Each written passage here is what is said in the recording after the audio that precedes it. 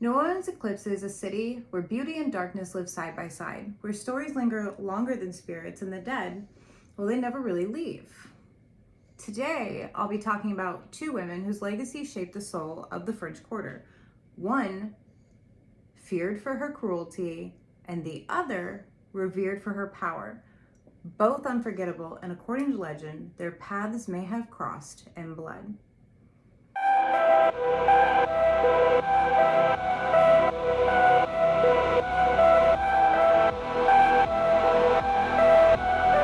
Marie Laveau, born a free woman of color in 1801, a hairdresser by trade, but make no mistake, she was far more than that. She was the Voodoo Queen of New Orleans. She knew everyone from society's elite to the enslaved, and her influence stretched across every boundary the city tried to draw. People came to her for healing, blessing, and protection. Others came for revenge. She had ceremonies in Congo Square, music, dancing, offerings, and prayer. Some said her snake, Zombie, carried the spirit of a god. Others said her gaze could strip a person's soul bare. Madame Laveau was both loved and feared, a saint to some and a sorcerer to others. She fed the hungry, she tended the sick, and she prayed for the condemned.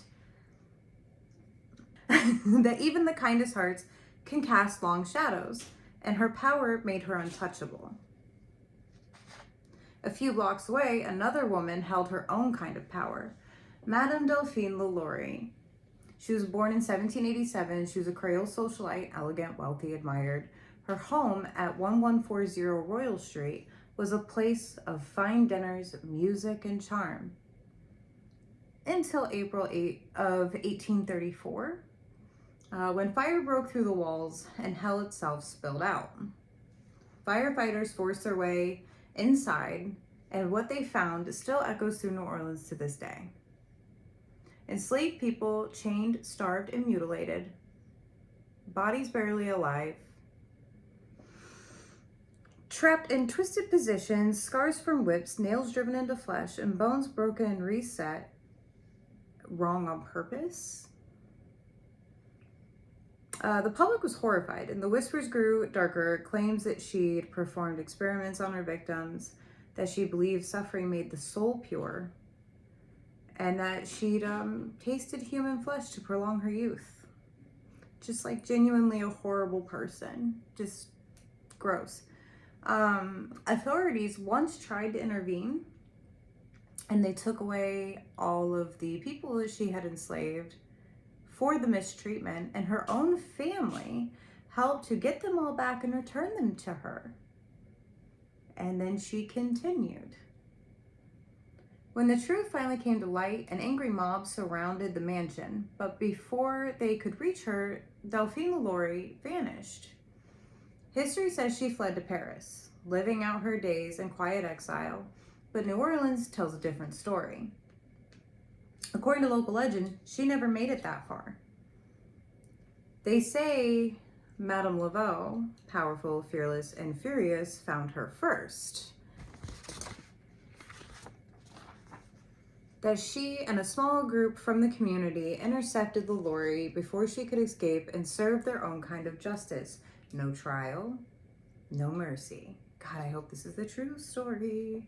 Some versions say that they left her body in the swamp. Others say she was buried in an unmarked grave and her soul was trapped where her entire cruelty story began. God, I want that to be the story. And then decades later, a cracked tombstone appeared in the St. Louis Cemetery, number 1, carved with the name Madame LaLaurie. There's no record ever confirming this was hers, but the people of New Orleans didn't need proof. They've been hearing her screams for years. Today, the LaLaurie Mansion is considered one of the most haunted places in America. Visitors report phantom cries, rattling chains, and the smell of smoke lingering long after midnight. It's a mansion. Some say the victims still wander the halls, pleading for peace that never came. Others swear that Delphine herself is there too, forever trapped in the house that she turned into her own little personal hell. And just down the way, Marie Laveau's tomb still draws hundreds of visitors every year. People leave candles, coins, flowers, even chalk X marks, asking her for blessings, protection, and forgiveness. The locals say if you disrespect her grave, you'll feel her presence follow you home. 2 women, one who brought healing and one who brought horror, and both still lingering where the veil feels the thinnest. History gives us facts, but New Orleans gives us stories, and sometimes the truth is hidden somewhere in between, in the shadows, and the whispers, and in the spirits that never really left. This has been Extended Tease Talk. I'll see you next time.